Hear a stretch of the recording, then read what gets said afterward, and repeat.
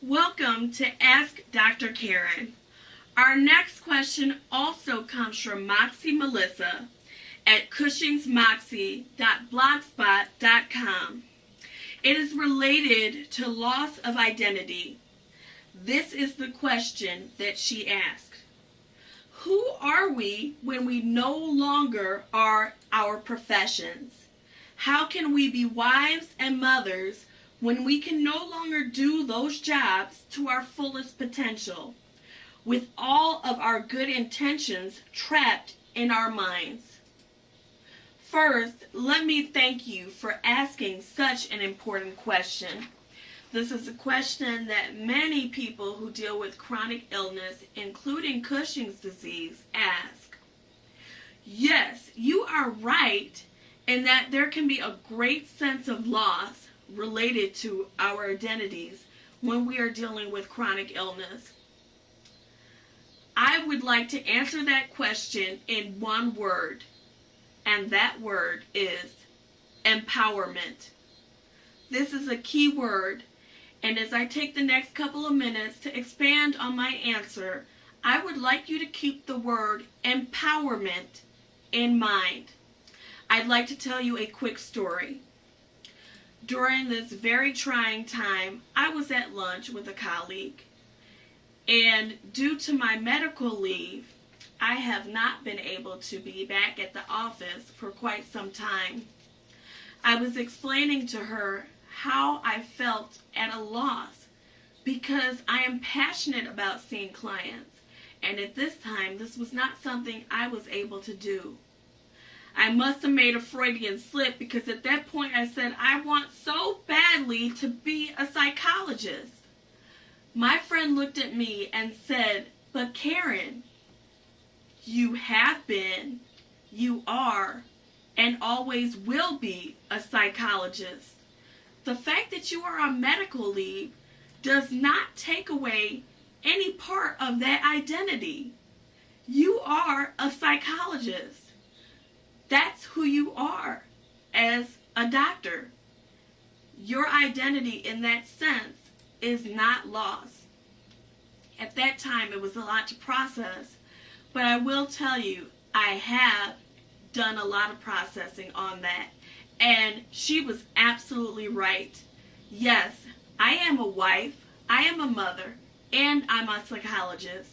If you're watching this Ask Dr. Karen series, you too may ask yourself about those roles in your life that you have experienced loss in.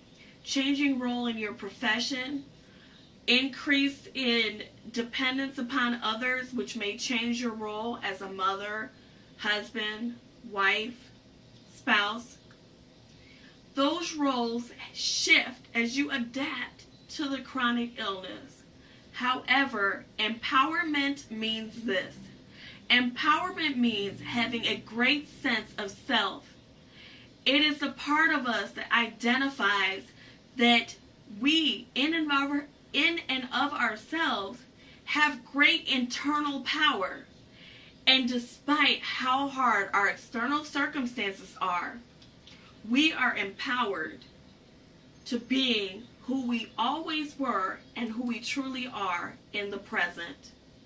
When I describe narration and narrative therapy, or the power of our voice, I have said in the past that we have a power in our voice, and there is a power in our stories.